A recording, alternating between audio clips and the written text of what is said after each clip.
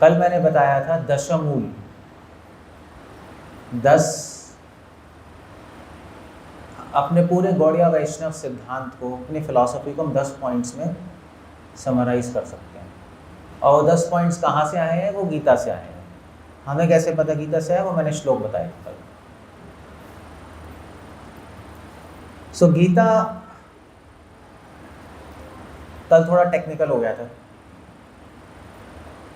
सो आज मैं बताना चाहता हूँ कि गीता जो है, अगर आप पूरी पढ़ेंगे और उस गीता को आप एक छलनी में रखो और छानो, तो कुछ शब्द निकलेंगे और वो शब्द आपने समझ लिए तो आपने पूरी गीता समझ ली। अगर वो कॉन्सेप्ट, शब्द मतलब कॉन्सेप्ट, बेसिकली वो कॉन्सेप्ट्स आपने नहीं समझे तो गीता में कुछ भी समझ नहीं आएगा।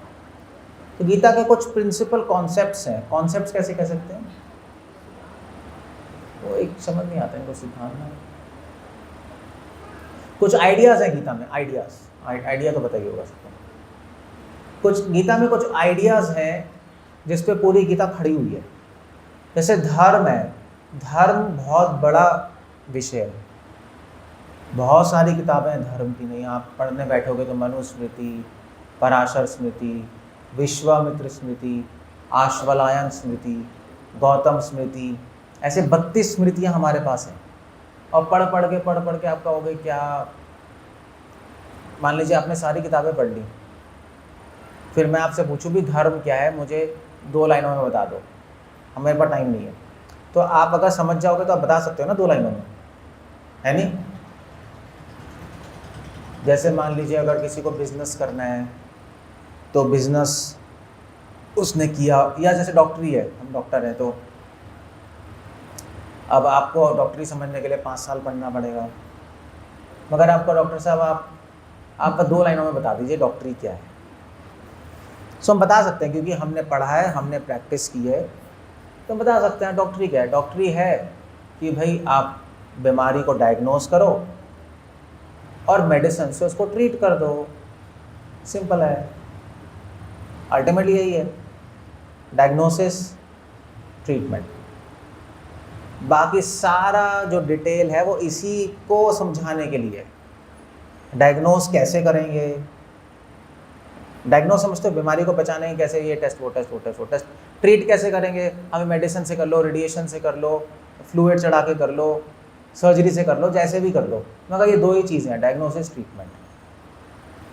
सो ऐसे गीता में, और अगर आप पूरी मेडिकल पढ़ लो, आपको 2 शब्द ही नहीं पता डायग्नोसिस। आप कोई डॉक्टर है, डॉक्टर से पूछो, हाँ भाई डॉक्टरी पढ़ ली, डायग्नोसिस क्या होता है पता नहीं, तो फिर तो पागल है। नहीं समझ गए? समझ आ रहा है सबको? वहाँ आ रहा है?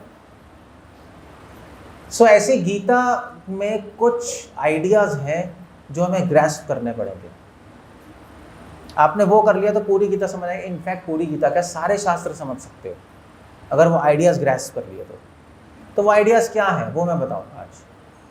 कुछ आइडियाज़ जो आपके दिमाग में फिट हो जाएं तो आप पूरी लाइफ अपनी अच्छे से बिता सकते हो, सब कुछ ठीक कर सकते हो। वो आइडियाज़ नहीं होंगे तो सब कुछ करोगे मगर उसमें गलतियाँ, एरर्स हो जाएंगी, लूप होल्स आ जाएंगे। सो आइडियाज़ क्या हैं? बेसिकली सबसे पहले 3 आइडियाज़ हैं जो आपको दिमाग में रखने पड़ेंगे। 3, बारिश हो रही है। 3 आइडियाज़ हैं। 3 आइडियाज़ क्या है? सबसे पहला आइडिया है निस्वार्थ, जो भगवान ने पहले 6 अध्याय में बताया है, बेसिकली फोकस किया है। निस्वार्थ। आप कुछ भी करो, चाहे धर्म करो, चाहे योग करो, चाहे भक्ति करो, निस्वार्थ नहीं होगे तो फल आएगा ही। जहाँ स्वार्थ है वहाँ मृत्यु है, बस। जहाँ स्वार्थ है वहाँ उत्साह, निरुत्साह है, डिप्रेशन है, फ्रस्ट्रेशन है। निस्वार्थ से व्यक्ति ऊपर जाता है, स्वार्थ से नीचे जाता है। ये बहुत बड़ा कॉन्सेप्ट है निस्वार्थ। बहुत बड़ा आइडिया है जो भगवान ने फिर उसको डिटेल में एक्सप्लेन किया कि निस्वार्थता क्या है, कैसे करनी है, जो भी डिटेल्स बाद में फिलअप कर लो। फर्स्ट टू 6 चैप्टर्स में डिटेल है इसकी, निस्वार्थ क्या। बट हमें थोड़ा तो आइडिया है ही नहीं निस्वार्थ क्या होता है। अपने लिए नहीं करना चीज़, हमेशा अपने लिए मत करते रहो, वो ठीक नहीं है। हमेशा मैं जो मैं करता है क्या बनता है अगले जीवन में? क्या बनता है? बकरियाँ मैं ऐसे करता रहेगा बस। सो वो गंदा जीवन है। अपने लिए तो जानवर जीते हैं, इंसान थोड़ा ना जीना चाहिए। और स्पेशली डिवोटी तो पहले जानवर है, फिर मनुष्य है, फिर ब्राह्मण है, फिर वैष्णव है, फिर तब हम भक्त हैं। मतलब भक्तिनाथ ठाकुर ने तो और डिटेल में कहा है, पहले जानवर आते हैं, फिर असभ्य मनुष्य आते हैं, फिर सभ्यताएं आती हैं जिसमें मनुष्य आते हैं, फिर उसके बाद ज्ञानी मनुष्य आते हैं, फिर उसके बाद ब्राह्मण आते हैं जो भगवान को जानते हैं, फिर उसके बाद भक्त आते हैं। हम वो बनने की कोशिश कर रहे हैं हाई लेवल पे। तो जब हम इतने लेवल पे कोशिश कर रहे हैं तो फिर हमें अपने लिए काम करना, जानवरों वाला काम करना इतने ऊपर होकर वो तो नॉनसेंस है, तो बेइज्जती है वो। इसीलिए हम लोग भक्ति भी अपने लिए नहीं करते। ये कॉन्सेप्ट है निस्वार्थ। अगर आपको समझ आ गया निस्वार्थ तो आप मुझसे नेक्स्ट क्वेश्चन सीधा पूछोगे कि अगर अपने लिए स्वार्थ के लिए नहीं करना तो भक्ति भी तो अपने लिए थोड़ा ना करनी चाहिए। मगर 99.99% भक्ति अपने लिए करेंगे। आप सब भी यहाँ पे बैठे हो, भक्ति क्यों कर रहे हो? बताओ क्यों कर रहे हो? क्यों कर रहे हो? ये बताएगा लड़का, बताओ। है भगवान के लिए? रियली में? सच बोलो, झूठ ना बोलना। असली में क्यों कर रहे हो? सच बोलना पड़ता है, थ्योरी नहीं पूछ रहा। यहाँ क्या है, क्यों कर रहे हो आप लोग सब भक्ति? कि हमें सुख शांति मिले। अगर आप मंदिर में आ रहे हो और आप पिल रहे हो, दुख मिल रहा है, गालियाँ मिल रही हैं, तो कौन करेगा भक्ति? करोगे? बताओ। नहीं। अगर ये आपका नाम क्या है? राहुल। आप चैंटिंग करते हो? ठीक है। अब राहुल आया मंदिर में, हम कहे साला गधा आ गया मोटू, शक्ल देख अपनी, मतलब ऐसे बोल रहा हूँ मैं। और फिर आया, फिर उसके बाद ये मंदिर में अपना सेवा अच्छे से कर रहा है, अच्छा डिवोटी है, चलो सेवा कर रहा है। तो हम कहेंगे ये बकवास आदमी है, सेवा भी गंदी करता है, सब बंदा करता है। तो कहेगा प्रभु जी मैं भक्ति कर रहा हूँ, मुझे बड़ा दुख मिल रहा है। हाँ, दुख ही मिलना चाहिए तुझे, तो आओगे? सारी संस्थाओं में क्यों जाते हैं लोग? आध्यात्मिक संस्थाओं में सुख शांति के लिए तो जाते हैं कि भाई सुख शांति मिले, हमारा दुख हट जाए। जनरली मिक्स्ड होता है। अभी थ्योरी में सोच रहे हैं हम भगवान के लिए कर रहे हैं, प्रैक्टिकली अपने लिए कर रहे हैं, ये चल रहा है। प्रैक्टिकली अपने लिए। हमें इसको चेंज करना है, हमें प्रैक्टिकली भगवान के लिए करना है। अब उसका मतलब क्या है वो मैं बाद में बताऊंगा, मगर समझ रहे हो निस्वार्थ कॉन्सेप्ट? तो निस्वार्थ अगर आपको आइडिया समझ आ गया तो भक्ति भी आप अपने लिए करना छोड़ दोगे। फिर आपको अपने दुख सुख से कोई मतलब नहीं होगा, फिर तो भगवान के लिए करोगे। भगवान के लिए करने का मतलब क्या है? भगवान के दुख और सुख से मतलब है आपको। वो क्या, वो एक बहुत बड़ा सब्जेक्ट मैटर है, वो बाद में बात करेंगे। ठीक है, पहला कॉन्सेप्ट क्या हो गया? निस्वार्थ। सो आपने देखा हो कई संस्थाओं में सेवा बहुत करते हैं लोग, हम भी आज गए थे। सेवा बहुत करते हैं लोग, ठीक है, अच्छा है, बट डिपेंड करता है उसके अंदर क्या, वो सेवा क्यों कर रहे हैं। जनरली लोग सेवा कर, और भी संस्थाएं हैं जिसमें सेवा करते हैं, पंजाब में तो है बड़ी सारी संस्थाएं, और गुरुद्वारे में भी सेवा करते हैं लोग, सेवा करते हैं सब जगह। और मंदिरों में, साउथ में भी जाओ मंदिरों में, वहाँ पे भी झाड़ू मारते हैं, सेवा करते हैं। इंडिया में कल्चर है, बट आइडिया ये है कि सेवा क्यों कर रहे हैं। तो मोस्टली लोग सेवा करते हैं, हाँ भाई हमारा बिजनेस सही चल जाए, वही तो कह रहे थे वो कि हाँ चलो भाई हम सेवा करते हैं, हम अच्छे से, हमारा बिजनेस अच्छे से चल रहा है, सब अच्छा चल रहा है, दैट्स गुड।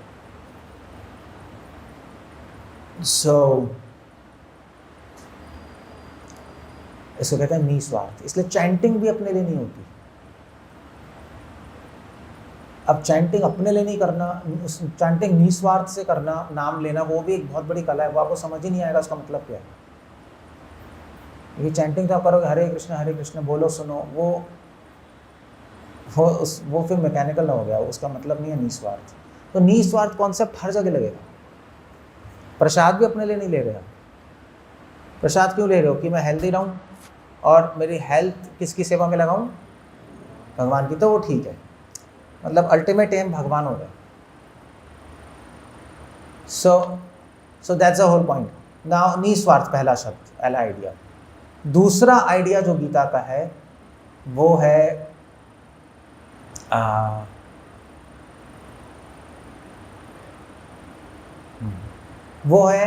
आसक्ति, श्रद्धा। एक्चुअली श्रद्धा, आसक्ति छोड़ो, श्रद्धा।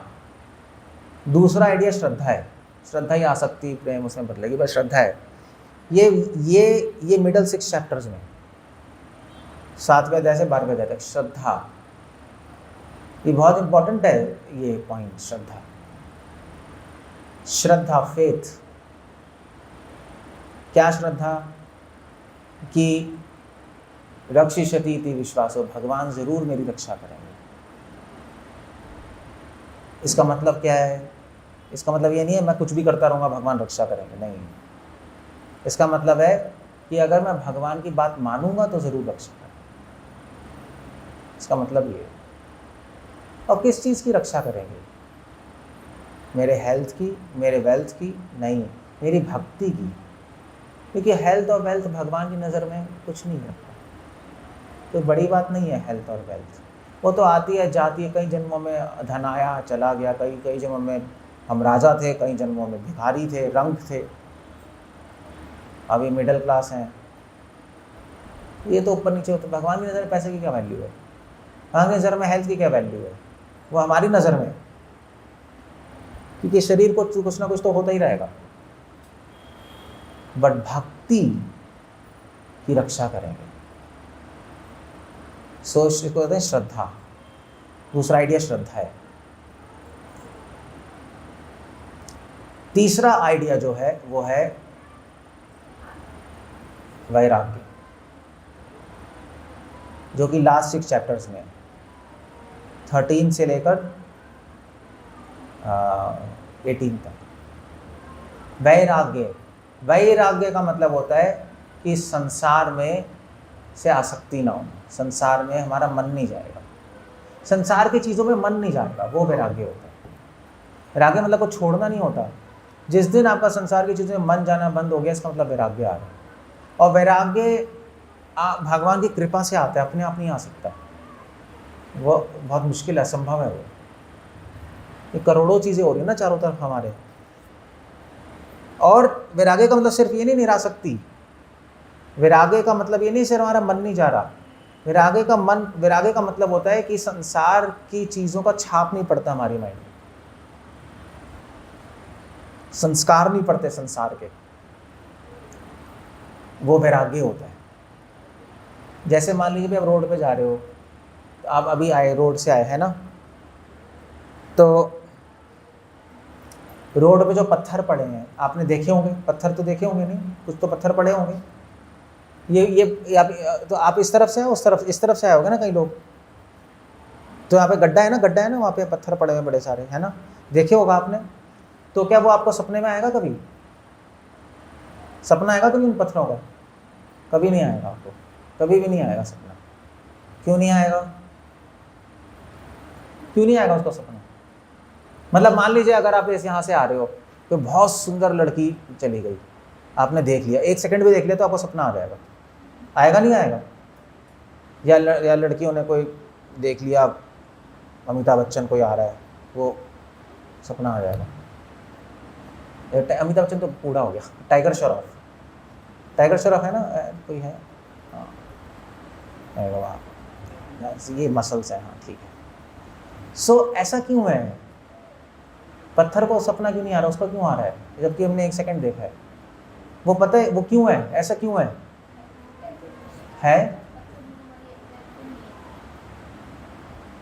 क्योंकि पत्थरों इससे हमें कोई लेना देना नहीं है ना। मतलब अगर मान लीजिए आप जाके आधा घंटा भी पत्थर को देखते रहोगे तब भी सपना नहीं आएगा, नहीं आएगा, देख लेना, आप ट्राई कर लो भी जाके, आप 10 मिनट देखते रहो पत्थर पत्थर पत्थर पत्थर पत्थर पत्थर, फिर भी नहीं आएगा, क्योंकि आपको वो लेना देना ही नहीं है पत्थर से। आप जब पूरे दिन रख लो अपने पास, नहीं आएगा। सो इसको कहते हैं वैराग्य। वैराग्य मतलब क्यों पत्थर का इसलिए नहीं आ रहा क्योंकि उसकी छाप नहीं पड़ रही है हमारे माइंड पे, और लड़के लड़की का आ रहे हो जिसकी इमीडिएटली छाप पड़ जाती है। वो क्यों पड़ रही है उसकी छाप, इसकी छाप क्यों नहीं पड़ रही, वो एक अलग सब्जेक्ट मैटर है, मगर उसको वैराग्य कहते हैं। जब संसार के छाप हमारे माइंड पे ना पड़े, आप कुछ भी देखोगे आपके माइंड में नहीं आएगा, कभी भी याद नहीं आएगा आपको,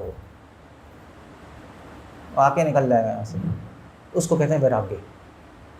सो वो चैंटिंग में तो आपको पता लग जाएगा, चैंटिंग कर रहे हो, चैंटिंग करते हैं सबका मन भागता है, भागते नहीं भागता है, हाँ या ना, क्या हो गया, कोई बोलता ही नहीं, पागल हो गया,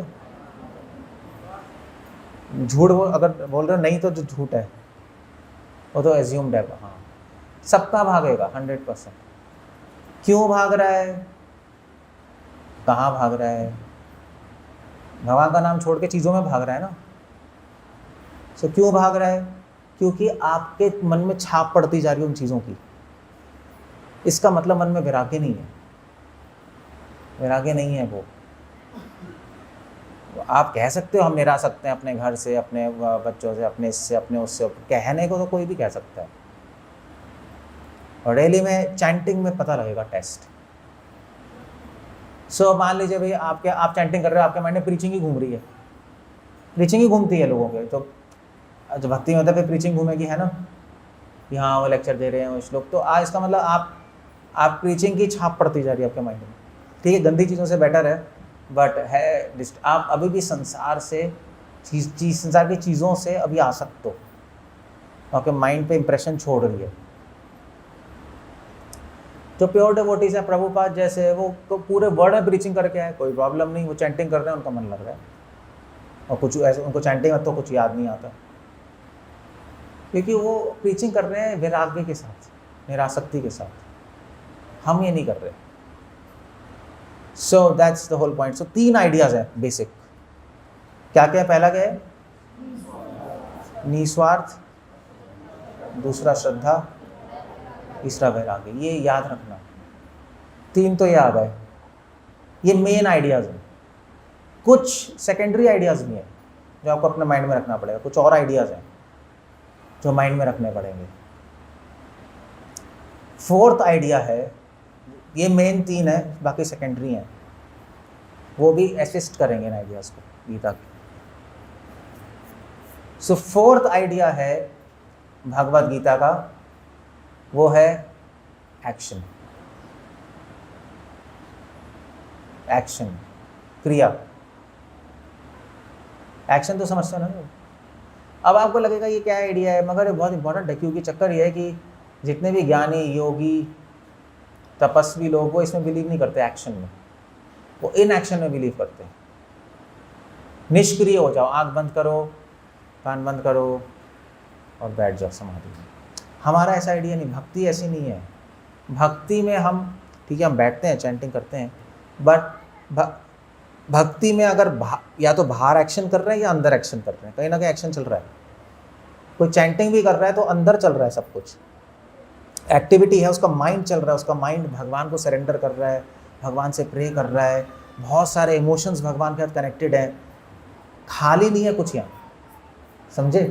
ये बहुत इंपॉर्टेंट है, क्योंकि हम हमेशा कोशिश करेंगे अपने माइंड को खाली करने की, समझ रहे हो आप, क्लियर है नहीं क्लियर है। सो या तो बाहर का एक्शन करते रहो, सर्विस सेवा करते रहो, प्रीचिंग करते रहो, और अंदर का एक्शन करते रहो, दोनों तरफ एक्शन होना चाहिए। ज्ञानी कहेंगे दोनों तरफ 0 कर दो। बड़े बड़े महर्षि हैं भाई, गुफा में जाके बैठ गए, कुछ नहीं कर रहे, तो उनसे पूछो माइंड में क्या कर रहे हो, माइंड शून्य है, यही कहते हैं ना सब लोग। तो वो ज्ञान योग का रास्ता है, ठीक है, वो करें तो करें, गीता का रास्ता नहीं है। गीता में एक्शन है।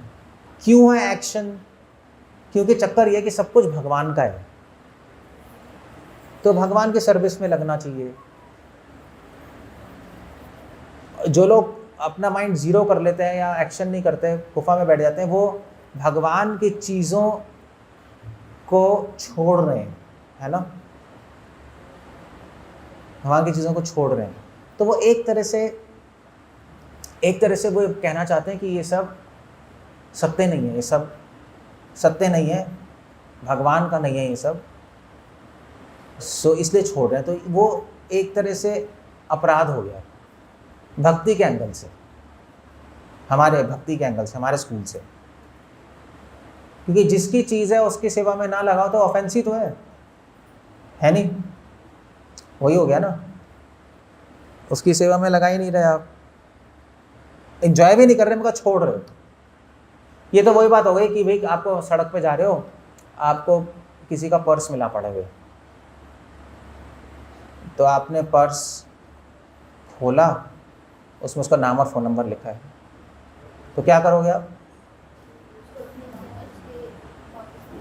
क्या करोगे? एक अच्छा आदमी क्या करेगा? तो फ़ोन करके बोलेगा यार आपका पर्स पड़ा ले लो। और एक गंदा आदमी क्या करेगा? हाँ ले जाएगा। और जो आदमी वहीं छोड़ दे, यार चलो ठीक है छोड़ के चला जाए, वो कौन है? वो गंदा अच्छा है? क्या कहते हैं? फ़ोन नंबर देगा, वहीं रखा स्लिप और वहीं छोड़ दिया, चलो भी निकल लेते हैं, वो क्या अच्छा है गंदा है? क्या कहोगे? अच्छा है गंदा है? उसको क्या कहोगे? बीच का है? क्या बोलोगे उसको? क्या टर्म लगाओगे? अच्छा है गंदा है? एक तरह से वो इतना गंदा भी नहीं है कि वो चोरी कर रहा है, इतना अच्छा भी नहीं है कि वो वापस कर रहा है। टर्म क्या लगाएं उसके लिए? वो बीच का ही है कुछ, है ना उसको अच्छा कह सकते हो ना गंदा कह सकते हो, उसको हम कहेंगे डरपोक, समझे? क्योंकि चोरी करने में भी डर रहा है, यार मैं ले लूंगा, पकड़ा जाऊंगा, क्या करूंगा, और देने में भी डर रहा है, क्योंकि दूंगा तो शायद मुझ पे इल्ज़ाम लगा दे कि तूने चोरी किया था, देखा अब ज़्यादा बन रहा है, तो डरपोक है वो। इसलिए श्रील प्रभुपाद कह रहे हैं जितने भी ज्ञानी और योगी होते हैं वो डरपोक होते हैं, वितरागा भया क्रोधा, भय से जीते हैं, इसलिए भागना चाहते हैं सारी चीज़ों से। अगर एंजॉय करते हैं तो कर्मों में फंसेंगे, उनको पता है अपने लिए, और अगर भगवान की सेवा में लगाएंगे वो उनको डाइजेस्ट नहीं होता, क्योंकि भगवान मानते नहीं, वो तो सब कुछ शक्ति मानते हैं, निराकार मानते हैं, उनको तो नहीं मतलब है, कुछ शून्य मानेंगे। तो ये बड़ी प्रॉब्लम है, इसलिए भगवद गीता उनको डरपोक कहती है, समझे? डिवोटी डरपोक नहीं, डिवोटी एक्शन में बिलीव करते हैं। एक्शन में हिम्मत चाहिए, नहीं चाहिए एक्शन में हिम्मत चाहिए होती है ना कुछ करने के लिए। हाँ ठीक है, हम कर रहे हैं, संसार में प्रॉब्लम्स होंगी, कर्मों का बंधन भी है, बट ठीक है, भगवान के लिए करेंगे तो नहीं होगा बंधन, विश्वास है हमें। हमारे माइंड में भी एक्शन कर रहे हैं, माइंड में भी हम भगवान के सेवा में, भगवान के गुणगान में लगा रहे हैं अंदर से ही, उसमें भी प्रॉब्लम है, मन इधर उधर भाग जाएगा, कोई प्रॉब्लम नहीं है, हम स्ट्रीमलाइन कर देंगे।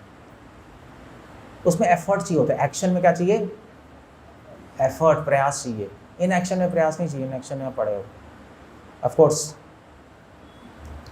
मन खाली करने के लिए भी थोड़ा सा एफर्ट मारना पड़ता है, बट उतना नहीं है जितना हम चलाने में, समझ गए? एक्शन, ये ध्यान रखना, ये बहुत इंपॉर्टेंट वर्ड है। तो पूरी भगवद इन शब्दों पे टिकी है, पूरी फिलॉसफी इन शब्दों पे टिकी है। कोई कहे निष्क्रिय हो जाओ, आपको इमीडिएटली समझ आना चाहिए गलत फिलॉसफी है, गीता की नहीं है, एटलीस्ट नहीं होगी, ज्ञान योग ध्यान योग का होगा, गीता की नहीं है, भक्ति की फिलॉसफी नहीं है।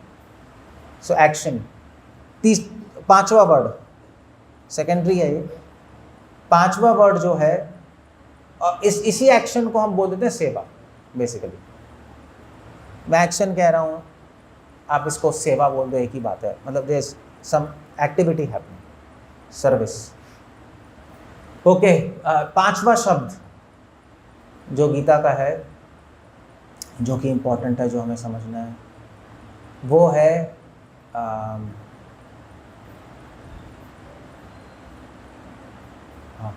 इंद्रिय निग्रहण। सेंस कंट्रोल, पूरा लास्ट 13 से 18 चैप्टर इसी पे बेस्ड है, सेंस कंट्रोल। ऑफकोर्स पूरी गीता में बार बार यही आ रहा है, मतलब थीम तो यही है, sense control, mind control basically. छठा शब्द माइंड कंट्रोल है। माइंड कंट्रोल के बिना तो कोई योग, कोई ध्यान, कोई भक्ति हो ही नहीं सकता, कुछ हो ही नहीं सकता, समझ गए? सो माइंड को कंट्रोल करना पड़ता है। माइंड को कंट्रोल कैसे करें? माइंड आउट ऑफ कंट्रोल आता है बार बार, है ना? कैसे करें? बेस्ट आइडिया भगवान ने बताया, विचार आते उसको खत्म कर दो, उसको एंटरटेन मत करो विचार को, उसे खेलो मत विचारों से। वो क्या एग्जांपल बता रहा था टेम्पटेशन का? हाँ, मुझे याद आ गया। सो जैसे मान लीजिए अगर आप सड़क पे जा रहे हो, एक सांप आ जाए, कोबरा आ जाए, कोबरा देखा है सबने? आया ना? कहाँ देखा है? टीवी में? असली में देखा है? टीवी में देखा है ना? टीवी में तो मज़े, ब्रेड रोल खाते खाते हाँ कोबरा, असली में यहाँ पे आ गया, सब भाग जाओगे। यहाँ पे अब आप क्या, चिपकली आ गई, माता जी भाग जाएंगी सब। कोबरा क्या है, वो तो हार्ट अटैक ही हो जाएगा। चिपकली से भाग जाती है माता जी से, कॉकरोच से भाग जाती हैं। कोबरा आ गया तो आप सब चंपत हो, हमें मुझे छोड़ के, सबको छोड़ के चले जाओगे। प्रभु जी अपने आप को देख लो, हम जा, वो भी ध्यान में नहीं आएगा, आपका ध्यान आएगा भाग जाओ। अगर कोबरा आपके सामने आ गया, सीधा यहाँ, तो क्या करोगे? क्या करना है? आगे बाद दो ही ऑप्शन है, या तो भाग जाओ या मार दो। अब वेट नहीं कर सकते, सोच नहीं सकते, अरे हाँ ठीक है थोड़ा सोच लेते हैं, टाइम ही नहीं है, मारोगे सीधा, है ना? अगर यहाँ आ गया तो सीधा मारने की कोशिश करोगे, भागना तो कैसे भागोगे आप, वो तो काट ही लेगा। या तो एक्चुअली हमारे एक डिवोटी है आश्रम में, तो वो हमारी नहर है ना, वहाँ गए ना सब लोग, तो वहाँ चैंटिंग करने गया था। वो चैंटिंग कर रहा है तो एक सांप, दो सांप निकले इतने बड़े बड़े, आए सीधा। तो वो ऐसे ही वो खड़ा हुआ था, चैंटिंग हरे कृष्णा, वो सामने से जा रहे थे, उसने आँख खोला तो वो उसने उसको देखा, तो उसने करा ऐसे करके वो ऐसे हो गया चैंटिंग, बस ऐसे हो गया, उसको कुछ समझ ही नहीं आया, फ्रीज हो गया, वो फ्रीज ही हो गया। तो खड़ा रहा वो, उसको देखता रहा और फिर धीरे धीरे नीचे करके चला गया, फ्रीज ही हो गया। 5 मिनट ऐसे ही खड़ा रहा वो, उसको समझ ही नहीं आया हुआ क्या है। आप जनरली एक ही ऑप्शन है, या तो मारो या भाग जाओ, है ना? यही है ना, बस यही है। अगर कोई भी आइडिया आए, आपके गंदा आइडिया आए माइंड में, तो दो ही ऑप्शन है आपके पास, या तो भाग जाओ, उस आइडिया को इमीडिएटली निकाल दो, उसको रखो मत। कोबरा को कोई रखता नहीं, सोचने का टाइम नहीं है कि भैया ये आइडिया गंदा है, बुरा है। जैसे ही आपके इंट्यूशन का गंदा है, इंट्यूशन समझते हैं ना आप? इंट्यूशन कैसे कहेंगे? ओके, तो ये वाला शब्द कौन सा था? ये आइडिया कौन सा था? 7th आइडिया लिख लो, प्रज्ञा मतलब इंट्यूशन होता है, इसलिए मैं बता रहा हूं। प्रज्ञा मतलब होता है इंट्यूशन, आपके इंट्यूशन अंदर। प्रज्ञा मतलब आपके अंतरात्मा कुछ कहती है नहीं? तो जैसे ही आपके अंतरात्मा, आपकी प्रज्ञा, तो ये 7वां कॉन्सेप्ट है जो भगवान गीता में बार बार बोल रहे हैं। स्थित प्रज्ञा वर्ड यूज कर रहे हैं। प्रज्ञा मतलब विवेक से भी ज्यादा है, विवेक इंटेलिजेंस होता है, इंट्यूशन होती है। इंट्यूशन कैसे कहेंगे? 6th सेंस कहते हैं, हिंदी में कैसे कहेंगे? है अंतरात्मा समझते हो ना? हाँ, अंतरात्मा की आवाज़ नहीं होती है, आती है, अंदर से आवाज़ आती है। जैसे मान लीजिए अगर कोई भी गंदा काम करोगे, अंदर से आपको लगेगा गंदा है, अपने आप समझ आ जाएगा गंदा है, सोचने की जरूरत नहीं पड़ती, आपको पता लग जाएगा यार मैं कुछ गलत कर रहा हूँ। होता है ऐसा? होता नहीं होता है? होता नहीं होता है?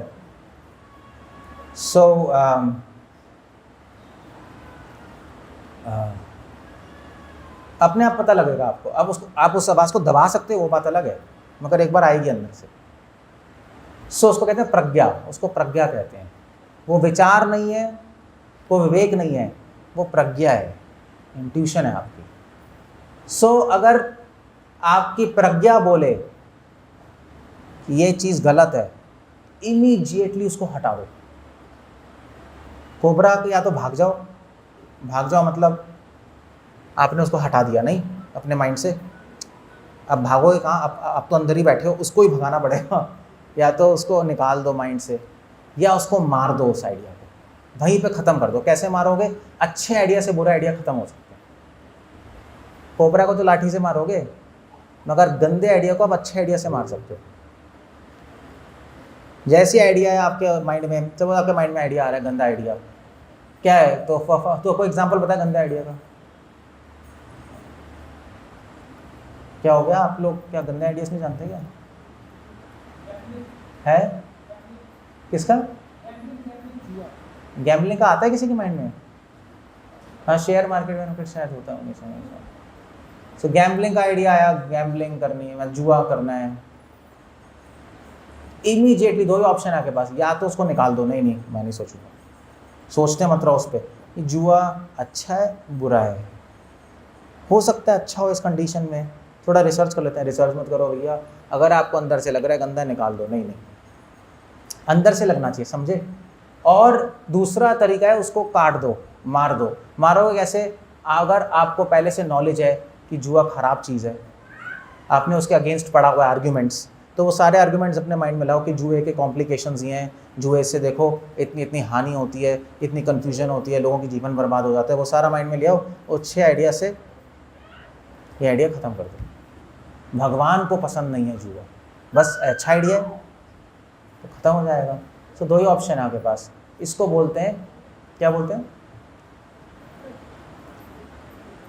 क्या शब्द बताया था मैंने? अरे इससे पहले क्या बताया था? इंद्रिय निग्रहण, माइंड कंट्रोल। माइंड कंट्रोल छठा शब्द है। माइंड कंट्रोल कैसे किया जाता है? प्रज्ञा से, सातवां शब्द प्रज्ञा। सो प्रज्ञा समझ गए? प्रज्ञा विचार नहीं होता, अगर सोचने बैठ जाओगे तो फिर फंस जाओगे आप। सोचने बैठ जाओगे, नहीं अब ये जैसे यूथ्स है तो यूथ सोचेंगे हाँ ये लड़की सुंदर है, उसने देखा है सुंदर लड़की, मगर है माया, मैंने सुना है, दूर रहना चाहिए, इसे बात नहीं करनी चाहिए, बिल्कुल मैंने लेक्चर में सुना था माया है। आप सोचते रहोगे उस चीज़ पे तो बस फिर आप, नेक्स्ट स्टेप क्या होगा? आपका माइंड सोचने लगेगा, फिर कहोगे माया है, मगर अच्छी है माया है। एक अच्छी माया होती है, एक बुरी माया होती है। एक गंदा अजीब सा कॉन्सेप्ट आ जाएगा। अच्छी माया है, good, that's okay, so that's bad thing नहीं। सो प्रज्ञा, विचार कभी मत यूज़ करना, विचार से फंसोगे। शुरू में विचार यूज़ करना पड़ता है क्योंकि प्रज्ञा डेवलप नहीं होती हमारी, शुरू में सोचना पड़ता है ना। जैसे एग्जाम्पल बताता हूँ मैं आपको, जैसे सबने गाड़ी चलाना सीखी है ना, गाड़ी चलानी आती है, स्कूटर। शुरू में जब चलाना सीखोगी तो हमें सोचना पड़ रहा था ना, स्टीयरिंग घुमाएं, क्लच दबाएं, ब्रेक दबाएं, फिर ये दिमाग लगाना पड़ता है, तो चलती नहीं सही से। धीरे धीरे करते करते एक्सपीरियंस हो जाता है, प्रज्ञा डेवलप हो जाती है, फिर आप कुछ भी करते हो। आप पिक्चर भी देख सकते हो, गाड़ी चला सकते हो, है ना, पिक्चर भी लगी होती है ना, कुछ नहीं होता, आराम से हो जाएगा। सो उसको कहते हैं प्रज्ञा। आपकी इंट्यूशन डेवलप हो गई, आप आराम से चला सकते हो। सो वो यहाँ पे भक्ति की गाड़ी चलाने के लिए प्रज्ञा होनी चाहिए, माइंड कंट्रोल करने के लिए, अदरवाइज होगा नहीं, आप फंसी जाओगे, बार बार फंस जाओगे। क्लियर हो गया? सो इसको बोलते हैं प्राज्ञा। कुछ लोग प्राज्ञा बोलते हैं, कुछ लोग प्रज्ञा बोलते हैं। तो ये कितने शब्द हो गए? 7 शब्द हो गए, 6 हो गए, हाँ 6 हो गए, 3 + 3 ना। क्या क्या शब्द है? पहला शब्द क्या था? पहला कॉन्सेप्ट, आइडिया, शब्द छोड़ो, निस्वार्थ, फिर श्रद्धा, फिर वैराग्य, फिर एक्शन, क्रिया, सेवा, फिर इंद्रिय निग्रहण, और फिर प्राज्ञा। बस ये गीता है और कुछ नहीं। पूरे सारे श्लोक इसी पे बेस्ड है, इसी कॉन्सेप्ट पे बेस्ड है।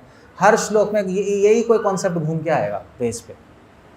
बेस पे यही आएगा और कुछ नहीं गीता, बस यही है। बस आप ये दिमाग में फिट कर लो 6 चीज़ें, और आप आराम से भक्ति कर सकते हो, मतलब आराम से प्रयास कर सकते हो भक्ति में।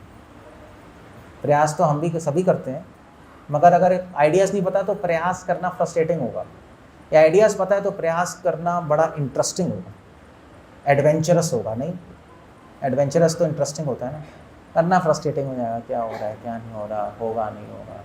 प्रयास तो सभी करते हैं, ऐसे नहीं कि आसान हो जाएंगी चीज़ें, आसान नहीं होंगी, मुश्किल तो है ही। माइंड कंट्रोल करना मतलब आसान नहीं है, भक्ति करना कोई आसान नहीं है, चीज़ें हैं, बट इंटरेस्टिंग हो जाती हैं तो आसान लगती है, इंटरेस्टिंग आती है तो आसान लगती है, उस सेंस में आसान हो जाएगी। क्लियर हो गया? और सुसुखम, और बहुत हैप्पी हो जाएगी कि आपको समझ आ रहा है ना चीज़ें क्या कर रहे हो। समझ नहीं आता तो लॉस्ट होते हैं, कंफ्यूज्ड होते हैं, फ्रस्ट्रेट होते हैं, क्या हो रहा है क्या नहीं हो रहा, फिर ये होगा वो होगा, पूछते रहते हैं, नहीं, प्रॉब्लम्स होती हैं। That's how it goes. हरे कृष्णा। श्रील प्रभुपाद की जय।